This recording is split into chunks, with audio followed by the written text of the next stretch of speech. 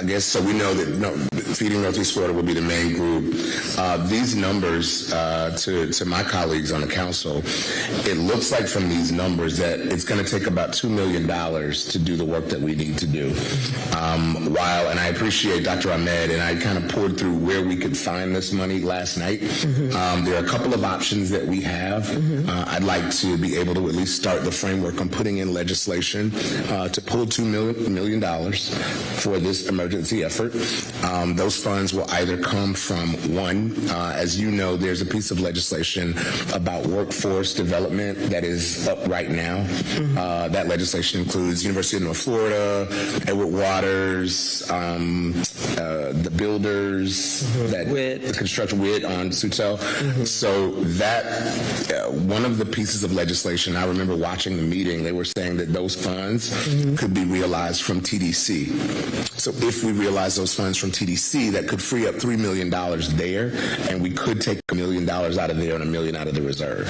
That's the first one that I've kind of come up with to maybe see if we can put legislation forward. The second option, which is probably a little more, cumbersome, is to do a hybrid where we pull some out of that, because I know in listening to the debate on the dais, other colleagues, obviously money is available, they want to do other things with it, but this is an emergency we need to solve right now. Do a hybrid where we pull a portion of the money from there, a portion of the money for the reserves, and then last but not least, we could just take or request $2 million from the reserves.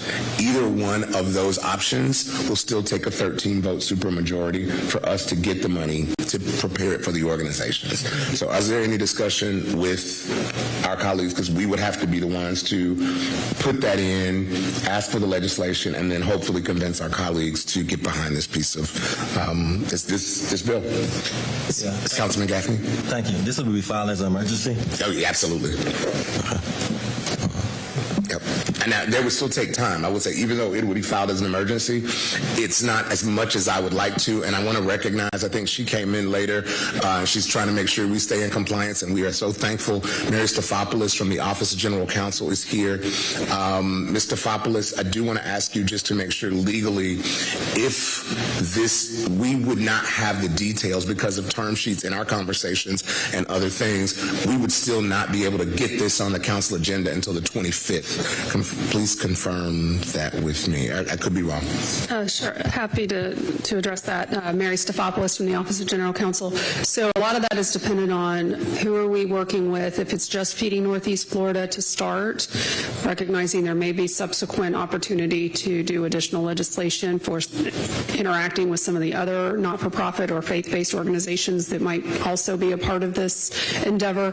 It depends on kind of how quickly we can coordinate with Feeding Northeast Florida or whatever chosen organization it is to nail down a term sheet. Sometimes that happens very quickly. They have been funded by the city in the past, and so they're familiar with our process. So there is the opportunity potentially to get it on. It would have to be the addendum for next Wednesday, but that would have to be buttoned up and ready to go by Monday morning. Otherwise, yes, the next opportunity would be to file it. You could file it as an in and out emergency for the 25th and have it taken up that night. There's different options available, but a lot of that's just dependent on the timing on when we can get that term sheet buttoned up and ready to go. So since it's not multiple organizations, Ms. Stefopoulos, we could theoretically, if we agree and put that legislation in, and then obviously working with the administration and that one organization and not multiples, we could theoretically have this ready to go as an emergency on the addendum for Wednesday's meeting. As long as yes, you could. One organization certainly makes it much easier because you're only dealing with one group and trying to get a term sheet nailed down. But a lot of that's dependent on how much back and forth would need to occur to make sure it's a good form before we can file it. So I do have one question. First of all, we have to ask Feeding Northeast Florida if this is something that they are willing to do, and maybe, and I don't know what the mayor's plans are, maybe we can put money that she may have allocated in these dollars, and we will have more.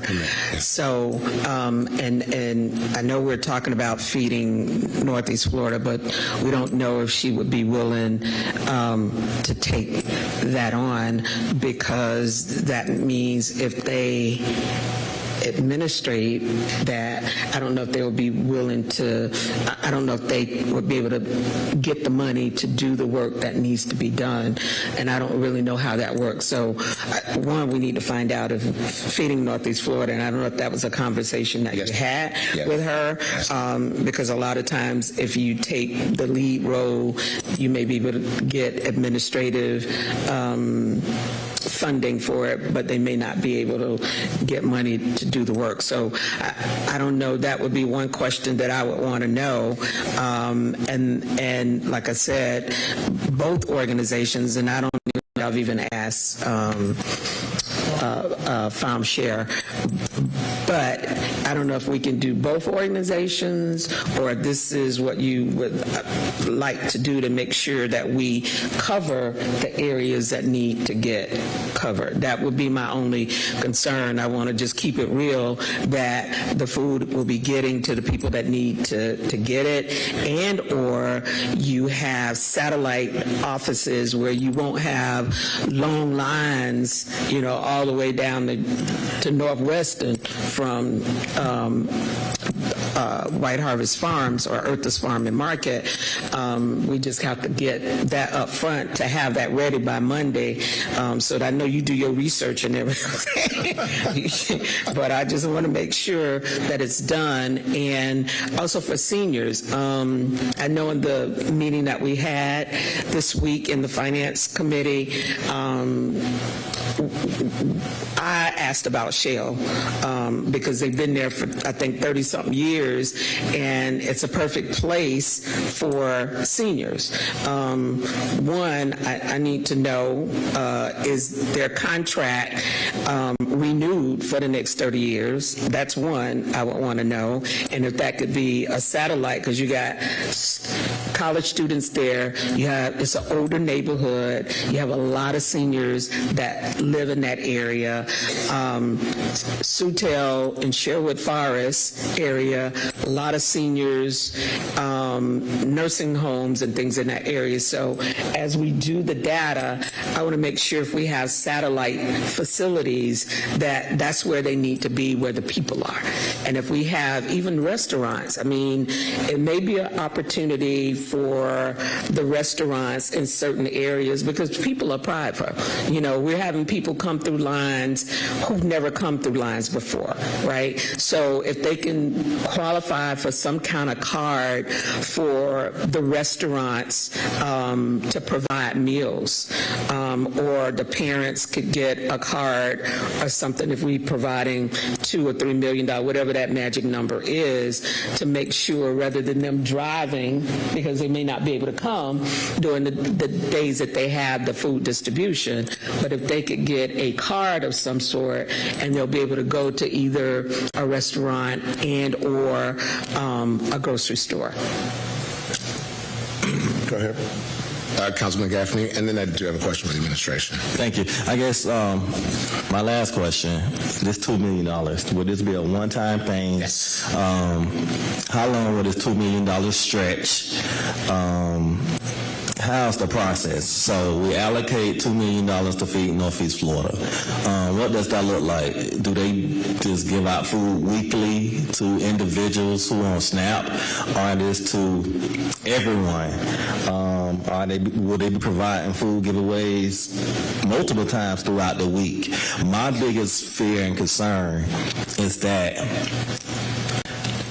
to Councilwoman Pittman's point, and I know we can't satisfy everyone, that a lot of people still go get left out, unfortunately, who on these SNAP benefits. And maybe not, I don't know. But yes, we allocated if this passed, we allocate $2 million to feed Northeast Florida Farm Share.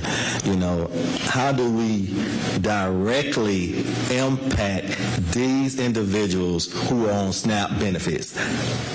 I don't know. So I'll take a stab at that, and I have a question for you. First of all, to answer your question, Councilwoman Pittman, I had Ms. King from Feeding Northeast Florida came by my office on yesterday as we started this conversation.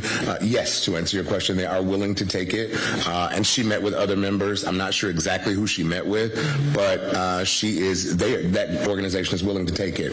This kind of leads to the answer to your question, Councilmember Gaffney. The way that it's determined, obviously, we're not going to fix that in an hour here today. Our focus here today is to make sure that the funds, that we agree that our community needs these funds. That's number one. If we can make that agreement, it's then up to us, since we are the legislators and rule makers, to make that. How does that work? How do they get it? What does it do? We'll be working with the auditor's office. Thank you, Philip Peterson and that team, and Kim Taylor, the OGC's office.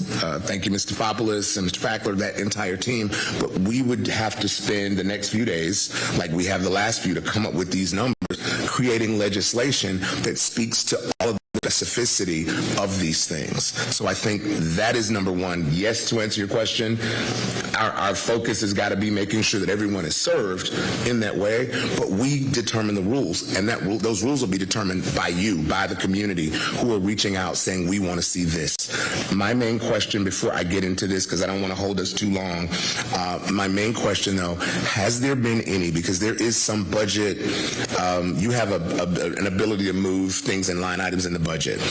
Has the administration committed to move anything, and if so, what is that number for this specifically? Not to my knowledge. Not yet. Okay. So it would be, back to your kind of question, that it's kind of like this. This is the pot. They were the administration, because it's tight. You know, we cut, I didn't vote for it, but we cut $13.4 million out of the budget this year. So we got to make sure that we are being good stewards. And so I didn't think the money was there, but I had to ask. So we see this sheet from Councilmember from Dr. Ahmed. I believe that we should request the $2 million. We can then come up before we vote on it. Clearly, you know, everybody's going to want to take a stab at this. We get to make sure that it gets to the right organizations. And obviously, Councilwoman, you've been in nonprofit for 40 years. You are who we're going to look to as the North Star for this to determine what the rules look like. But we need to allocate these funds now, because the longer we wait, the more people suffer. I wanted to ask Mr. Waters, have you heard of any complaints, if you would just come up and regarding the neighborhoods department, because I also see this in coordination with neighborhoods and the people that we have and the people that we're targeting who are SNAP recipients. Mr. Waters. Good morning. I think this is a very, very definite, good occasion to address this need in the community. To your point, Councilwoman Pittman, yes, we have been fielding calls from the community, echoing statements that have been made this morning, especially due to individuals seeking locations where they can go and receive food for their homes. So, yes. Okay. And then I also would like, Ken, I know none of y'all expected me to ask, but if you wouldn't mind coming up and sharing with me, because it might be an opportunity to work with some of the programs that are already in place that are distributing meals. Have you all heard any increases or from the agencies that are working with these parents or grandparents or guardians with the SNAP program? Yes, to Councilwoman Pittman. We actually just had a meeting at Feeding Northeast Florida the other day with our providers, having a listening session. And so what those providers were saying is that, obviously echoing everything that you're saying, yes, they're seeing their children and families that they serve being impacted. And many of you know, through the Kids Hope Alliance, we do fund nutritional supports that primarily impacts our community-based locations.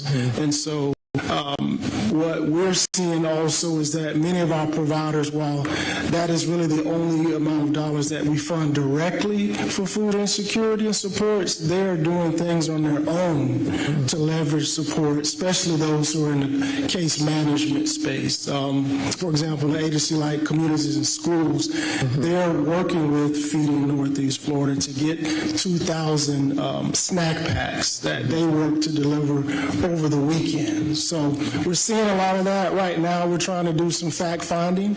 Our board is very interested in this and has asked staff to gather as much information as we can. And we're going to be working with DCPS to find out how we can better support one another for the youth that we serve. Thank you so much.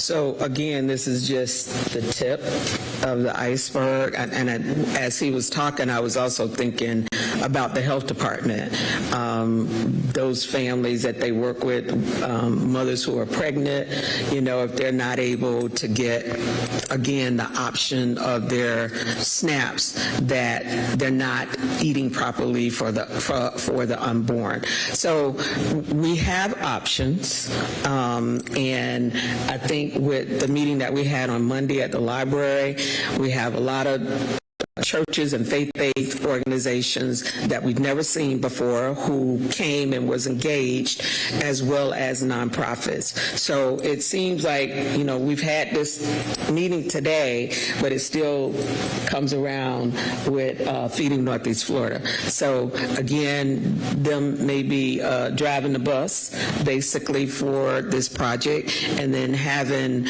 satellite organizations in the areas, hopefully in the neighborhoods that need it the most, that we can identify. And let me say quickly, I'll come to you, Dr. Paulson, I want to make sure, I know the organization is named Feeding Northeast Florida, and all of our neighbors deserve to eat, and we want to help all of our neighbors, but these funds are for Jacksonville, right? My friend Sarah Arnold, who is on the county commission over in St. Johns County, they just did $200,000. There are other communities around that are making these allocations. So obviously we're the biggest city and land space in the country. We've got more people, hence we got more problems. But I want to make sure that we know that these funds are for people in Jacksonville specifically. Yes, ma'am, Dr. I just wanted to make the point that a lot of the organizations, nonprofits here in Duval, were hit very hard with a lot of cuts by federal funding. So I know just Feeding Northeast Florida is one example. They took millions of dollars of hits because of that funding. So they're already behind in terms of what they were doing, and now with this added demand on those resources, it just feels important to acknowledge that. Yep. Thank you. One quick... Please, Dr. Ahmed. In terms of SNAP usage in Jacksonville, the number of households on SNAP in Jacksonville is higher than both the state and national average. So there's a lot of people that use SNAP in Jacksonville. And in terms of households with children and seniors, we are among the highest in the state with households that are using SNAP. One quick point, $2 million is not going to fill a $30 million hole. Nobody can supplant the loss of funding from the federal government. However, I'm reminded of the story of the young girl walking on the shores, seeing a lot of starfish that have floated up, and she starts throwing one by one into the water. And the old man comes and says, well, you're not going to throw all of them back. And she throws one back, and she says, well, it helped that one. It may not help everybody, but it can help somebody. And so that's the kind of lesson and a perspective we need to think about when we approach this problem. And even if the shutdown comes, this disappears. Yeah, we're already behind the 8 ball, number one. And I just feel I was glad to hear that you said that this is going to stay in place in addition to the other services that either our faith-based or nonprofits have, because it's going to be a while. It's kind of like, again, like COVID, we got to plan ahead to make sure these families are good. All right, thank you. Let us, so if I do have your, there's not a vote, but do I have your support in crafting this legislation? I do. I just wish we could, if I had my way, I would love to do $5 million. Ooh, No, I'm just saying, I mean, because. I agree with you. Well, I'm just saying to be impactful. Yeah. So, we know we might ask for 2, but, I'll take 3, and maybe we will have an amendment or something from our council members, and they all know how important this is, and as you said, this impacts all the community. Is Philip here? Yeah. Oh, Phil, Mr. Peterson from the auditor's office. You're the man. I know that and I'm going to get to public comment, and I'm going to try to wind this up, because we got work to do, Mary and Phil and all of us. Sorry, I didn't mean to obliterate your weekend with some legislation, but I'll be working right beside you. I don't know that. I mean, I certainly value Councilwoman's. Yeah, but I know we got to find the money. Yeah, that's what and we the want, $5 million, I just don't think it's there. But I'm back down to 3. Well, I don't think we have 3 either. You're looking like, okay, I see that face. Okay. Do you that $2 million number do you think we can get at least that legislation prepared to try to do an emergency on Monday? So to Phil Peterson, Councilor's office, to echo what Mary said, the biggest hurdle is going to be getting the term sheet finalized with Feeding Northeast Florida. The dollar amount, from my perspective, doesn't matter because I just plug in any number. And as you said, Councilmember Johnson, all the sources that you mentioned, other the ones that I would recommend, are all going to take 13 votes. So it does 5, 3, 2. That's totally a policy decision on y'all's part. Yep. Okay. Thanks, Phil. Thanks for the update. All right. With that, we'll start crafting that legislation. Thank you for the work you've done, Dr. Ahmed. Thank you, Councilwoman Pittman. Thank you, Councilman Gaffney. Thank you, Dr. Polson, all of the team here. Also, and I'm coming to public comment, I want to say, let's recognize, I know we recognized you earlier before you got here, but former Councilwoman Katrina Brown with Jerome Brown Barbecue is here. Thank you for the work that you have done, and your father and mother and family, in helping to step up and feed this community. We recognized you before you got here, but again, and I'll be working with you. I think, are we going to go? I think I'm coming Monday. I'm coming over Monday to throw some meat on the grill and scrub and do whatever I need to do to keep you supported. So thank you, Katrina. Also